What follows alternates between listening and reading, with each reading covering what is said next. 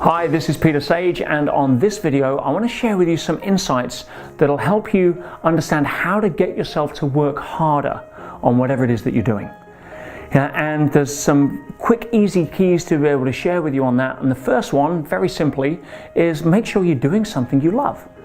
You don't need an excuse to do things you love. And so most people who need motivation to work harder usually find it's because they're working on something that they don't enjoy. So either scrap that or find something you do enjoy. You know, there's an energy around focusing on your passion that many people ignore. But you may be turning around to me and saying, well, Peter, I don't have a chance to do that. I'm stuck in this deal and I've got this project I've got to finish and there's so much to do. How do I do it? Well, if you can't follow your passion and use that level of energy to tap into getting yourself to work harder, then rent yourself out. What do I mean by that? See yourself as the actor in that particular scene. Not every scene in a movie, if you're watching the movie, goes according to plan in terms of how the lead character wants it to go. So just know that you're in that scene at this moment and rent yourself out. See yourself off stage, looking at yourself on screen, and just really just say, I've just got to go act through these lines for this particular part. And that disassociates us emotionally from a lot of the negative vibrations that we attach to what it is that we're doing if we feel unmotivated.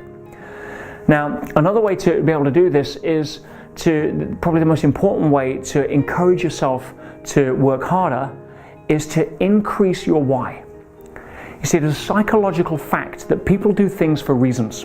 Now, they may not be your reasons and they may not be my reasons, but everybody does things for reasons.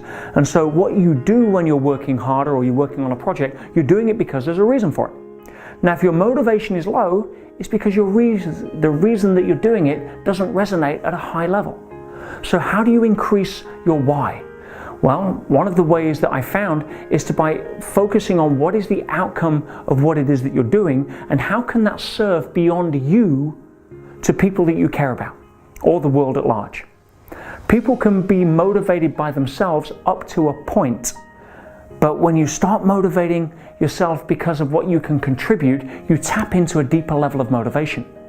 You know, it's a fact, if you look at the New York Marathon, the Boston Marathon, the London Marathon, there's more people that run those marathons for the first time running for other people, causes, charities. And think about how much it would take to motivate yourself if you've never ran a marathon before to go and train for one. And getting up when you need to do a 20K or a 15-mile training run and it's cold and wet and miserable and you haven't eaten properly and you're tired. But you've got to go do it anyway. If we're doing it for ourselves, a lot of the time we can quit. But if we're doing it for others, there's something that compels us. You know, if you've got to get up early to go get yourself to a certain place and you're not feeling motivated, it's hard. But if you've got to get up and go because your boss will fire you if you don't, or you've got to pick the kids up from the airport, there's a different reason. So focus on what it is that is your why and check in. Is it self-serving, which is limiting in its power? Or is it more ethnocentric, whereby I'm doing it for a reason and find a reason to be able to contribute with what it is that you're doing? Okay. Third one, set yourself up to win. Now, this may sound easy, but let me give you some insight into brain chemistry. Now, one of my good friends, Dave Asprey from the Bulletproof team, amazing man, shared this with me, and that is that the brain, although it's 1/50th of the body weight, takes up 20% of the calories. 20% of the energy in your body goes to run your brain.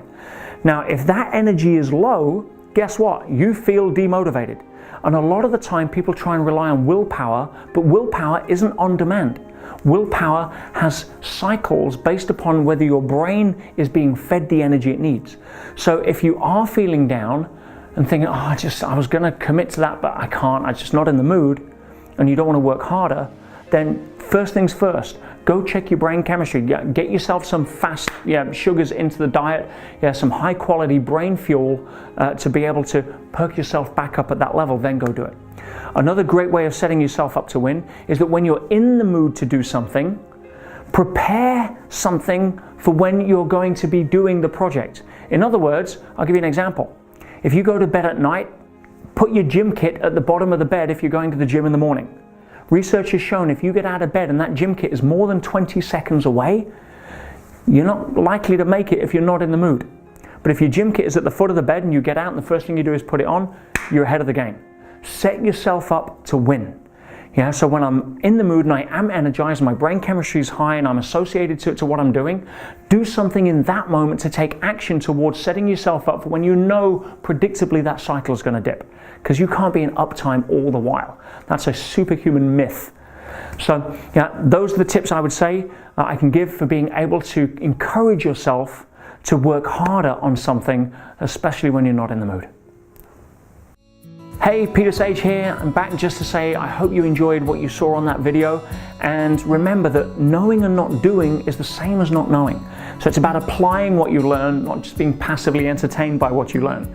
If you like more of what I do, please subscribe to my channel so I can share more of my wisdom and insights with you to make a difference. Please also go to my website at petersage.com. I have a ton of free content for a lot of people there to add more value, and I hope to see you on another video soon.